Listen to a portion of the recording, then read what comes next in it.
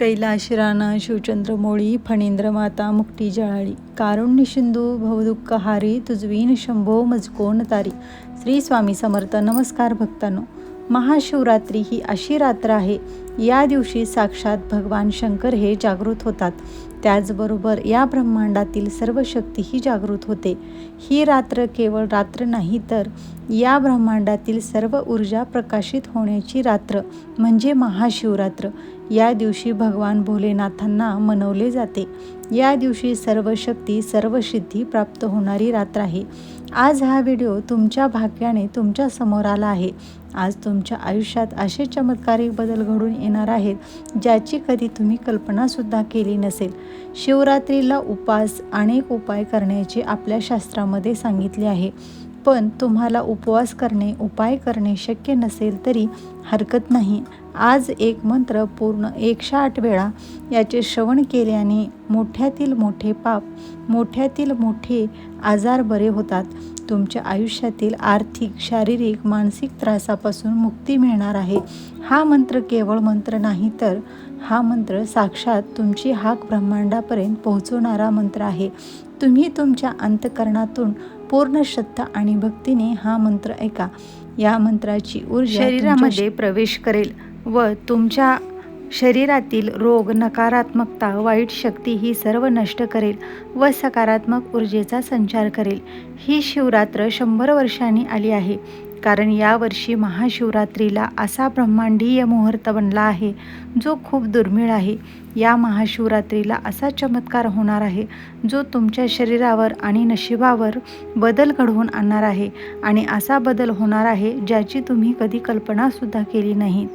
भक्तांनो, म्हणून तर हा व्हिडिओ फक्त तुमच्या समोर आला आहे, कारण आज फक्त तुमचेच भाग्य बदलणार आहे. या संपूर्ण ब्रह्मांडाची शक्ती तुम्हाला साथ देणार आहे. त्यामुळे भक्तांनो, आज हा मंत्र अजिबात दुर्लक्ष करू नका, कारण आज जर हा व्हिडिओ दुर्लक्षित केला तर आयुष्यभर पश्चाताप करत बसावे लागेल. भक्तांनो, महाशिवरात्रीला भगवान भोलेनाथांचा हा एक मंत्र पूर्ण श्रद्धा आणि भक्तीने ऐकल्यास तुमच्या बंद नशिबाचे दार उघडेल आणि भगवान भोलेनाथांचा आशीर्वाद कायम तुमच्या डोक्यावर राहील. भक्तांनो, भगवान भोलेनाथांचा आशीर्वाद आत्ताच हवा असेल तर कमेंटमध्ये हर हर महादेव लिहा व चॅनलला सबस्क्राईब करा व व्हिडिओ आवडल्यास व्हिडिओला लाईक करायला विसरू नका. चला तर मग भक्तांनो, तो चमत्कारिक मंत्र कोणता आहे ते जाणून घेऊयात. ओम तत्पुरुषाय विद्महे महादेवाय धीमहि तन्नो रुद्र प्रचोदयात. ओम तत्पुरुषाय विद्महे महादेवाय धीमहि तन्नो रुद्र प्रचोदयात. ओम तत्पुरुषाय विद्महे महादेवाय धीमहि तन्नो रुद्र प्रचोदयात. ओम तत्पुरुषाय विद्महे महादेवाय धीमहि तन्नो रुद्र प्रचोदयात. ओम तत्पुरुषाय विद्महे महादेवाय धीमहि तन्नो रुद्र प्रचोदयात. ओम तत्पुरुषाय विद्महे महादेवाय धीमहि तन्नो रुद्र प्रचोदयात. ओम तत्पुरुषाय विद्महे महादेवाय धीमहि तन्नो रुद्र प्रचोदयात. ओम तत्पुरुषाय विद्महे महादेवाय धीमहि तन्नो रुद्र प्रचोदयात. ओम तत्पुरुषाय विद्महे महादेवाय धीमहि तन्नो रुद्र प्रचोदयात. ओम तत्पुरुषाय विद्महे महादेवाय धीमहि तन्नो रुद्र प्रचोदयात. ओम तत्पुरुषाय विद्महे महादेवाय धीमहि तन्नो रुद्र प्रचोदयात. ओम तत्पुरुषाय विद्महे महादेवाय धीमहि तन्नो रुद्र प्रचोदयात. ओम तत्पुरुषाय विद्महे महादेवाय धीमहि तन्नो रुद्र प्रचोदयात. ओम तत्पुरुषाय विद्महे महादेवाय धीमहि तन्नो रुद्र प्रचोदयात. ओम तत्पुरुषाय विद्महे महादेवाय धीमहि तन्नो रुद्र प्रचोदयात.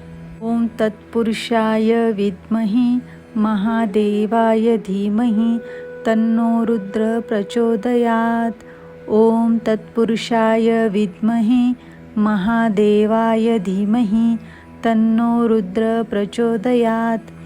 ॐ तत्पुरुषाय विद्महे महादेवाय धीमहि तन्नो रुद्र प्रचोदयात्। ॐ तत्पुरुषाय विद्महे महादेवाय धीमहि तन्नो रुद्र प्रचोदयात्। ॐ तत्पुरुषाय विद्महे महादेवाय धीमहि तन्नो रुद्र प्रचोदयात्। ॐ तत्पुरुषाय विद्महे महादेवाय धीमहि तन्नो रुद्र प्रचोदयात्। ॐ तत्पुरुषाय विद्महे महादेवाय धीमहि तन्नो रुद्र प्रचोदयात्। ॐ तत्पुरुषाय विद्महे महादेवाय धीमहि तन्नो रुद्र प्रचोदयात्। ॐ तत्पुरुषाय विद्महे महादेवाय धीमहि तन्नो रुद्र प्रचोदयात्। ॐ तत्पुरुषाय विद्महे महादेवाय धीमहि तन्नो रुद्र प्रचोदयात्। ॐ तत्पुरुषाय विद्महे महादेवाय धीमहि तन्नो रुद्र प्रचोदयात्। ॐ तत्पुरुषाय विद्महे महादेवाय धीमहि तन्नो रुद्र प्रचोदयात्। ॐ तत्पुरुषाय विद्महे महादेवाय धीमहि तन्नो रुद्र प्रचोदयात्। ॐ तत्पुरुषाय विद्महे महादेवाय धीमहि तन्नो रुद्र प्रचोदयात्। ॐ तत्पुरुषाय विद्महे महादेवाय धीमहि तन्नो रुद्र प्रचोदयात्। ॐ तत्पुरुषाय विद्महे महादेवाय धीमहि तन्नो रुद्र प्रचोदयात्। ॐ तत्पुरुषाय विद्महे महादेवाय धीमहि तन्नो रुद्र प्रचोदयात्। ॐ तत्पुरुषाय विद्महे महादेवाय धीमहि तन्नो रुद्र प्रचोदयात्। ॐ तत्पुरुषाय विद्महे महादेवाय धीमहि तन्नो रुद्र प्रचोदयात्। ॐ तत्पुरुषाय विद्महे महादेवाय धीमहि तन्नो रुद्र प्रचोदयात्। ॐ तत्पुरुषाय विद्महे महादेवाय धीमहि तन्नो रुद्र प्रचोदयात्। ॐ तत्पुरुषाय विद्महे महादेवाय धीमहि तन्नो रुद्र प्रचोदयात्। ॐ तत्पुरुषाय विद्महे महादेवाय धीमहि तन्नो रुद्र प्रचोदयात्। ॐ तत्पुरुषाय विद्महे महादेवाय धीमहि तन्नो रुद्र प्रचोदयात्। ॐ तत्पुरुषाय विद्महे महादेवाय धीमहि तन्नो रुद्र प्रचोदयात्। ॐ तत्पुरुषाय विद्महे महादेवाय धीमहि तन्नो रुद्र प्रचोदयात्। ॐ तत्पुरुषाय विद्महे महादेवाय धीमहि तन्नो रुद्र प्रचोदयात्। ॐ तत्पुरुषाय विद्महे महादेवाय धीमहि तन्नो रुद्र प्रचोदयात्। ॐ तत्पुरुषाय विद्महे महादेवाय धीमहि तन्नो रुद्र प्रचोदयात्। ॐ तत्पुरुषाय विद्महे महादेवाय धीमहि तन्नो रुद्र प्रचोदयात्। ॐ तत्पुरुषाय विद्महे महादेवाय धीमहि तन्नो रुद्र प्रचोदयात्। ॐ तत्पुरुषाय विद्महे महादेवाय धीमहि तन्नो रुद्र प्रचोदयात्। ॐ तत्पुरुषाय विद्महे महादेवाय धीमहि तन्नो रुद्र प्रचोदयात्। ॐ तत्पुरुषाय विद्महे महादेवाय धीमहि तन्नो रुद्र प्रचोदयात्। ॐ तत्पुरुषाय विद्महे महादेवाय धीमहि तन्नो रुद्र प्रचोदयात्। ॐ तत्पुरुषाय विद्महे महादेवाय धीमहि तन्नो रुद्र प्रचोदयात्। ॐ तत्पुरुषाय विद्महे महादेवाय धीमहि तन्नो रुद्र प्रचोदयात्। ॐ तत्पुरुषाय विद्महे महादेवाय धीमहि तन्नो रुद्र प्रचोदयात्। ॐ तत्पुरुषाय विद्महे महादेवाय धीमहि तन्नो रुद्र प्रचोदयात्। ॐ तत्पुरुषाय विद्महे महादेवाय धीमहि तन्नो रुद्र प्रचोदयात्। ॐ तत्पुरुषाय विद्महे महादेवाय धीमहि तन्नो रुद्र प्रचोदयात्। ॐ तत्पुरुषाय विद्महे महादेवाय धीमहि तन्नो रुद्र प्रचोदयात्। ॐ तत्पुरुषाय विद्महे महादेवाय धीमहि तन्नो रुद्र प्रचोदयात्। ॐ तत्पुरुषाय विद्महे महादेवाय धीमहि तन्नो रुद्र प्रचोदयात्। ॐ तत्पुरुषाय विद्महे महादेवाय धीमहि तन्नो रुद्र प्रचोदयात्। ॐ तत्पुरुषाय विद्महे महादेवाय धीमहि तन्नो रुद्र प्रचोदयात्। ॐ तत्पुरुषाय विद्महे महादेवाय धीमहि तन्नो रुद्र प्रचोदयात्। ॐ तत्पुरुषाय विद्महे महादेवाय धीमहि तन्नो रुद्र प्रचोदयात्। ॐ तत्पुरुषाय विद्महे महादेवाय धीमहि तन्नो रुद्र प्रचोदयात्। ॐ तत्पुरुषाय विद्महे महादेवाय धीमहि तन्नो रुद्र प्रचोदयात्। ॐ तत्पुरुषाय विद्महे महादेवाय धीमहि तन्नो रुद्र प्रचोदयात्। ॐ तत्पुरुषाय विद्महे महादेवाय धीमहि तन्नो रुद्र प्रचोदयात्। ॐ तत्पुरुषाय विद्महे महादेवाय धीमहि तन्नो रुद्र प्रचोदयात्। ॐ तत्पुरुषाय विद्महे महादेवाय धीमहि तन्नो रुद्र प्रचोदयात्। ॐ तत्पुरुषाय विद्महे महादेवाय धीमहि तन्नो रुद्र प्रचोदयात्। ॐ तत्पुरुषाय विद्महे महादेवाय धीमहि तन्नो रुद्र प्रचोदयात्। ॐ तत्पुरुषाय विद्महे महादेवाय धीमहि तन्नो रुद्र प्रचोदयात्। ॐ तत्पुरुषाय विद्महे महादेवाय धीमहि तन्नो रुद्र प्रचोदयात्। ॐ तत्पुरुषाय विद्महे महादेवाय धीमहि तन्नो रुद्र प्रचोदयात्। ॐ तत्पुरुषाय विद्महे महादेवाय धीमहि तन्नो रुद्र प्रचोदयात्। ॐ तत्पुरुषाय विद्महे महादेवाय धीमहि तन्नो रुद्र प्रचोदयात्। ॐ तत्पुरुषाय विद्महे महादेवाय धीमहि तन्नो रुद्र प्रचोदयात्।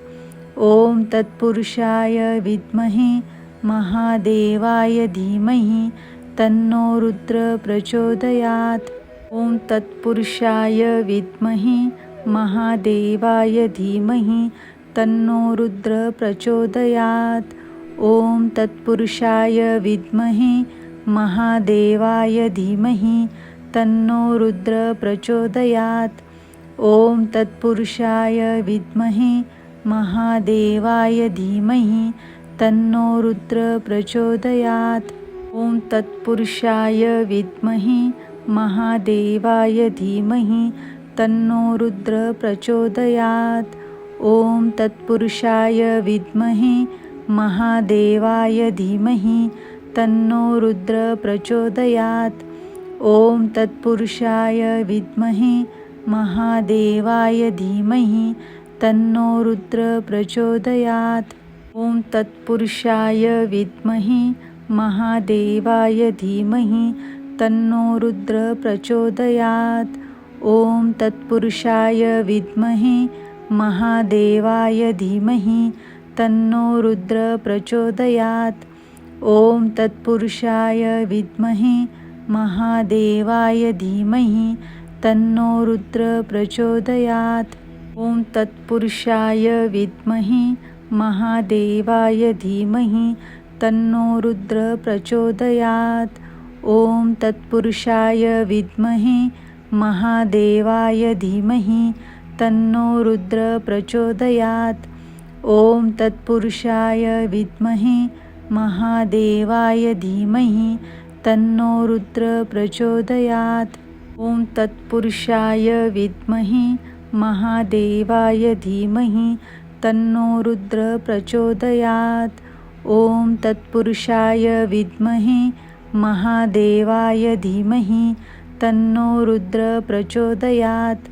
ॐ तत्पुरुषाय विद्महे महादेवाय धीमहि तन्नो रुद्र प्रचोदयात्। ॐ तत्पुरुषाय विद्महे महादेवाय धीमहि तन्नो रुद्र प्रचोदयात्। ॐ तत्पुरुषाय विद्महे महादेवाय धीमहि तन्नो रुद्र प्रचोदयात्। ॐ तत्पुरुषाय विद्महे महादेवाय धीमहि तन्नो रुद्र प्रचोदयात्। ॐ तत्पुरुषाय विद्महे महादेवाय धीमहि तन्नो रुद्र प्रचोदयात्। ॐ तत्पुरुषाय विद्महे महादेवाय धीमहि तन्नो रुद्र प्रचोदयात्। ॐ तत्पुरुषाय विद्महे महादेवाय धीमहि तन्नो रुद्र प्रचोदयात्। ॐ तत्पुरुषाय विद्महे महादेवाय धीमहि तन्नो रुद्र प्रचोदयात्। ॐ तत्पुरुषाय विद्महे महादेवाय धीमहि तन्नो रुद्र प्रचोदयात्। ॐ तत्पुरुषाय विद्महे महादेवाय धीमहि तन्नो रुद्र प्रचोदयात्। ॐ तत्पुरुषाय विद्महे महादेवाय धीमहि तन्नो रुद्र प्रचोदयात्। ॐ तत्पुरुषाय विद्महे महादेवाय धीमहि तन्नो रुद्र प्रचोदयात्। ॐ तत्पुरुषाय विद्महे महादेवाय धीमहि तन्नो रुद्र प्रचोदयात्। ॐ तत्पुरुषाय विद्महे महादेवाय धीमहि तन्नो रुद्र प्रचोदयात्। ॐ तत्पुरुषाय विद्महे महादेवाय धीमहि तन्नो रुद्र प्रचोदयात्। ॐ तत्पुरुषाय विद्महे महादेवाय धीमहि तन्नो रुद्र प्रचोदयात्। ॐ तत्पुरुषाय विद्महे महादेवाय धीमहि तन्नो रुद्र प्रचोदयात्। ॐ तत्पुरुषाय विद्महे महादेवाय धीमहि तन्नो रुद्र प्रचोदयात्। ॐ तत्पुरुषाय विद्महे महादेवाय धीमहि तन्नो रुद्र प्रचोदयात्। ॐ तत्पुरुषाय विद्महे महादेवाय धीमहि तन्नो रुद्र प्रचोदयात्। ॐ तत्पुरुषाय विद्महे महादेवाय धीमहि तन्नो रुद्र प्रचोदयात्। ॐ तत्पुरुषाय विद्महे महादेवाय धीमहि तन्नो रुद्र प्रचोदयात्। ॐ तत्पुरुषाय विद्महे महादेवाय धीमहि तन्नो रुद्र प्रचोदयात्। ॐ तत्पुरुषाय विद्महे महादेवाय धीमहि तन्नो रुद्र प्रचोदयात्। ॐ तत्पुरुषाय विद्महे महादेवाय धीमहि तन्नो रुद्र प्रचोदयात्।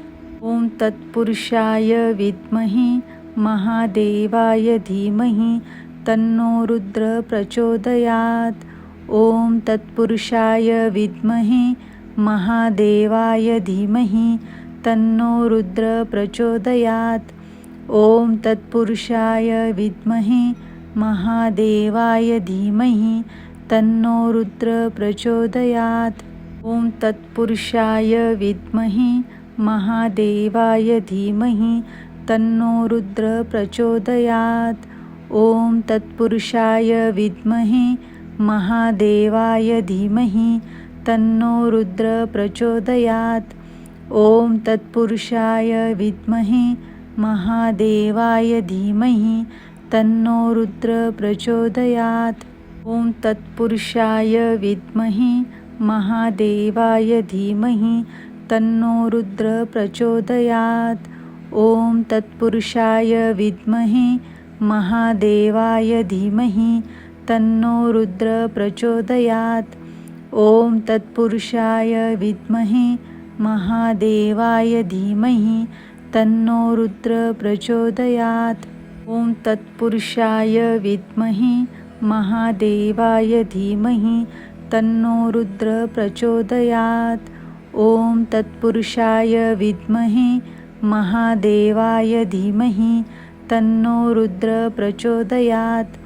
ओम तत्पुरुषाय विद्महे महादेवाय धीमहि तन्नो रुद्र प्रचोदयात्।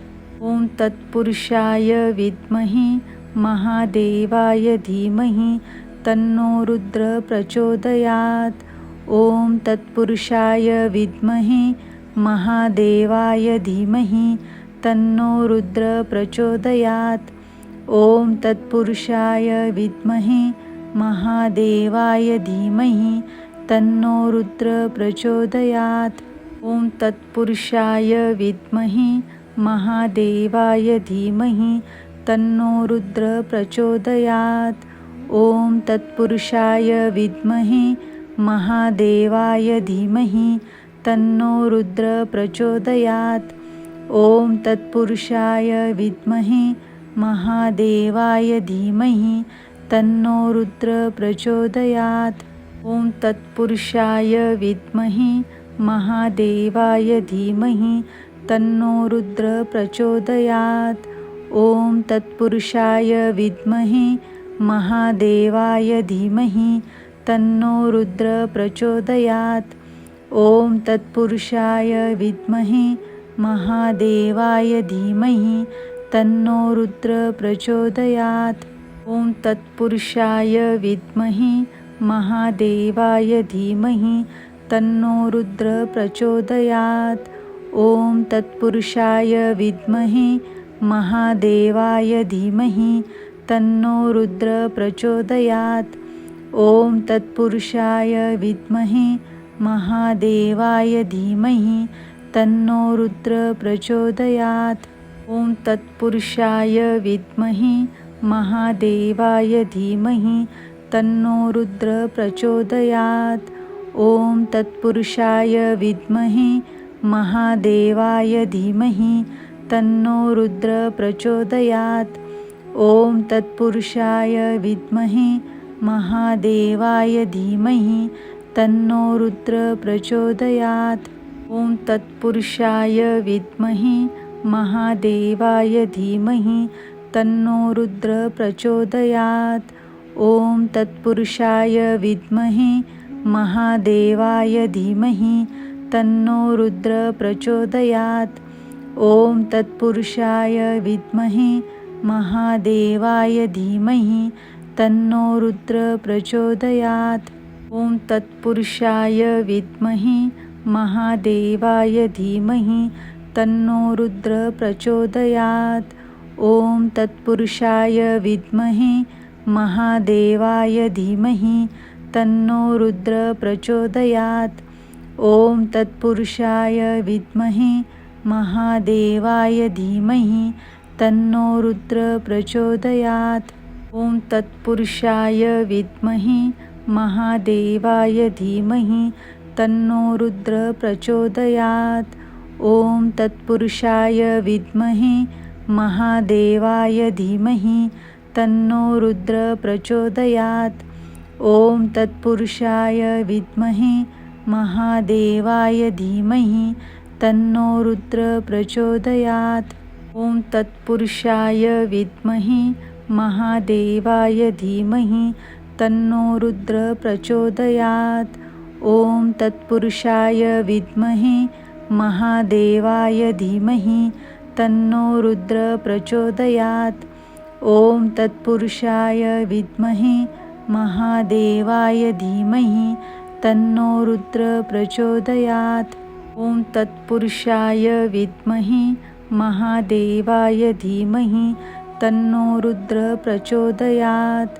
ॐ तत्पुरुषाय विद्महे महादेवाय धीमहि तन्नो रुद्र प्रचोदयात्।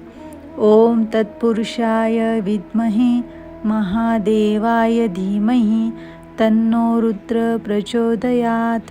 ॐ तत्पुरुषाय विद्महे महादेवाय धीमहि तन्नो रुद्र प्रचोदयात्। ॐ तत्पुरुषाय विद्महे महादेवाय धीमहि तन्नो रुद्र प्रचोदयात्। ॐ तत्पुरुषाय विद्महे महादेवाय धीमहि तन्नो रुद्र प्रचोदयात्। ॐ तत्पुरुषाय विद्महे महादेवाय धीमहि तन्नो रुद्र प्रचोदयात्। ॐ तत्पुरुषाय विद्महे महादेवाय धीमहि तन्नो रुद्र प्रचोदयात्। ॐ तत्पुरुषाय विद्महे महादेवाय धीमहि तन्नो रुद्र प्रचोदयात्। ॐ तत्पुरुषाय विद्महे महादेवाय धीमहि तन्नो रुद्र प्रचोदयात्। ॐ तत्पुरुषाय विद्महे महादेवाय धीमहि तन्नो रुद्र प्रचोदयात्। ॐ तत्पुरुषाय विद्महे महादेवाय धीमहि तन्नो रुद्र प्रचोदयात्। ॐ तत्पुरुषाय विद्महे महादेवाय धीमहि तन्नो रुद्र प्रचोदयात्।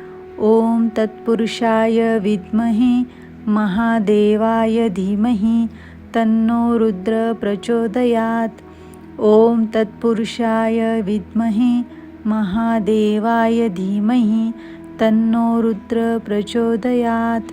ॐ तत्पुरुषाय विद्महे महादेवाय धीमहि तन्नो रुद्र प्रचोदयात्। ॐ तत्पुरुषाय विद्महे महादेवाय धीमहि तन्नो रुद्र प्रचोदयात्। ॐ तत्पुरुषाय विद्महे महादेवाय धीमहि तन्नो रुद्र प्रचोदयात्। ॐ तत्पुरुषाय विद्महे महादेवाय धीमहि तन्नो रुद्र प्रचोदयात्। ॐ तत्पुरुषाय विद्महे महादेवाय धीमहि तन्नो रुद्र प्रचोदयात्। ॐ तत्पुरुषाय विद्महे महादेवाय धीमहि तन्नो रुद्र प्रचोदयात्। ॐ तत्पुरुषाय विद्महे महादेवाय धीमहि तन्नो रुद्र प्रचोदयात्। ॐ तत्पुरुषाय विद्महे महादेवाय धीमहि तन्नो रुद्र प्रचोदयात्। ॐ तत्पुरुषाय विद्महे महादेवाय धीमहि तन्नो रुद्र प्रचोदयात्। ॐ तत्पुरुषाय विद्महे महादेवाय धीमहि तन्नो रुद्र प्रचोदयात्। ॐ तत्पुरुषाय विद्महे महादेवाय धीमहि तन्नो रुद्र प्रचोदयात्। ॐ तत्पुरुषाय विद्महे महादेवाय धीमहि तन्नो रुद्र प्रचोदयात्। ॐ तत्पुरुषाय विद्महे महादेवाय धीमहि तन्नो रुद्र प्रचोदयात्। ॐ तत्पुरुषाय विद्महे महादेवाय धीमहि तन्नो रुद्र प्रचोदयात्। ओम तत्पुरुषाय विद्महे महादेवाय धीमहि तन्नो रुद्र प्रचोदयात्। ओम तत्पुरुषाय विद्महे महादेवाय धीमहि तन्नो रुद्र प्रचोदयात्। ओम तत्पुरुषाय विद्महे महादेवाय धीमहि तन्नो रुद्र प्रचोदयात्। ओम तत्पुरुषाय विद्महे महादेवाय धीमहि तन्नो रुद्र प्रचोदयात्। ओम तत्पुरुषाय विद्महे महादेवाय धीमहि तन्नो रुद्र प्रचोदयात्।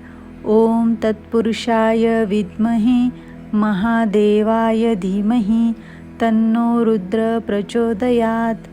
ओम तत्पुरुषाय विद्महे महादेवाय धीमहि तन्नो रुद्र प्रचोदयात्। ओम तत्पुरुषाय विद्महे महादेवाय धीमहि तन्नो रुद्र प्रचोदयात्। ओम तत्पुरुषाय विद्महे महादेवाय धीमहि तन्नो रुद्र प्रचोदयात्। ओम तत्पुरुषाय विद्महे महादेवाय धीमहि तन्नो रुद्र प्रचोदयात्। ओम तत्पुरुषाय विद्महे महादेवाय धीमहि तन्नो रुद्र प्रचोदयात्। ओम तत्पुरुषाय विद्महे महादेवाय धीमहि तन्नो रुद्र प्रचोदयात्। ओम तत्पुरुषाय विद्महे महादेवाय धीमहि तन्नो रुद्र प्रचोदयात्। ओम तत्पुरुषाय विद्महे महादेवाय धीमहि तन्नो रुद्र प्रचोदयात्। ओम तत्पुरुषाय विद्महे महादेवाय धीमहि तन्नो रुद्र प्रचोदयात्। ओम तत्पुरुषाय विद्महे महादेवाय धीमहि तन्नो रुद्र प्रचोदयात्। ओम तत्पुरुषाय विद्महे महादेवाय धीमहि तन्नो रुद्र प्रचोदयात्। ओम तत्पुरुषाय विद्महे महादेवाय धीमहि तन्नो रुद्र प्रचोदयात्। ओम तत्पुरुषाय विद्महे महादेवाय धीमहि तन्नो रुद्र प्रचोदयात्। ओम तत्पुरुषाय विद्महे महादेवाय धीमहि तन्नो रुद्र प्रचोदयात्। ओम तत्पुरुषाय विद्महे महादेवाय धीमहि तन्नो रुद्र प्रचोदयात्। ओम तत्पुरुषाय विद्महे महादेवाय धीमहि तन्नो रुद्र प्रचोदयात्। ओम तत्पुरुषाय विद्महे महादेवाय धीमहि तन्नो रुद्र प्रचोदयात्। ओम तत्पुरुषाय विद्महे महादेवाय धीमहि तन्नो रुद्र प्रचोदयात्। ओम तत्पुरुषाय विद्महे महादेवाय धीमहि तन्नो रुद्र प्रचोदयात्। ओम तत्पुरुषाय विद्महे महादेवाय धीमहि तन्नो रुद्र प्रचोदयात्। ओम तत्पुरुषाय विद्महे महादेवाय धीमहि तन्नो रुद्र प्रचोदयात्। ओम तत्पुरुषाय विद्महे महादेवाय धीमहि तन्नो रुद्र प्रचोदयात्। ओम तत्पुरुषाय विद्महे महादेवाय धीमहि तन्नो रुद्र प्रचोदयात्। ओम तत्पुरुषाय विद्महे महादेवाय धीमहि तन्नो रुद्र प्रचोदयात्। ओम तत्पुरुषाय विद्महे महादेवाय धीमहि तन्नो रुद्र प्रचोदयात्। ओम तत्पुरुषाय विद्महे महादेवाय धीमहि तन्नो रुद्र प्रचोदयात्। ओम तत्पुरुषाय विद्महे महादेवाय धीमहि तन्नो रुद्र प्रचोदयात्। ओम तत्पुरुषाय विद्महे महादेवाय धीमहि तन्नो रुद्र प्रचोदयात्।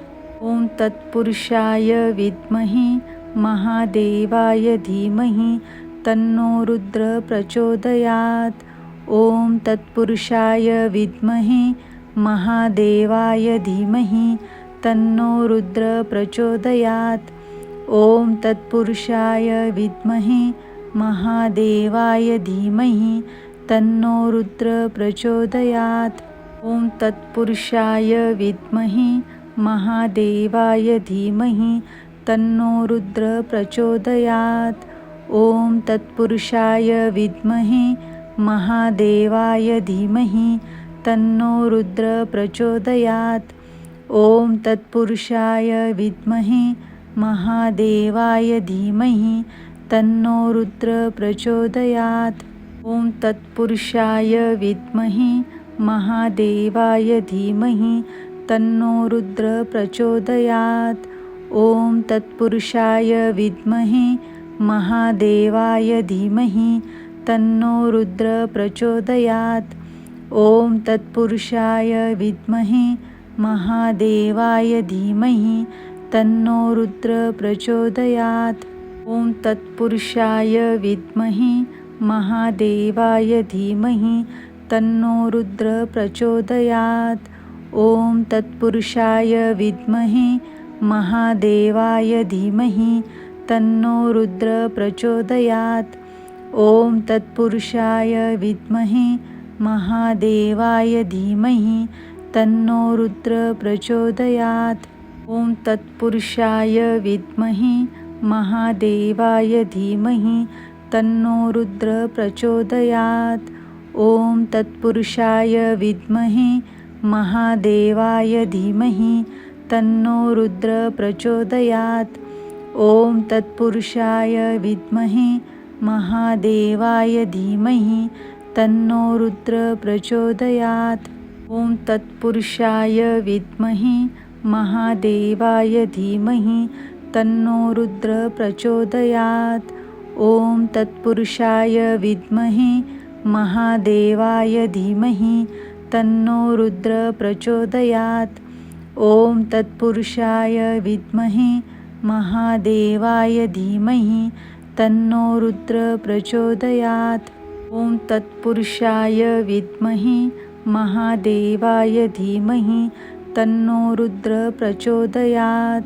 ॐ तत्पुरुषाय विद्महे महादेवाय धीमहि तन्नो रुद्र प्रचोदयात्। ॐ तत्पुरुषाय विद्महे महादेवाय धीमहि तन्नो रुद्र प्रचोदयात्।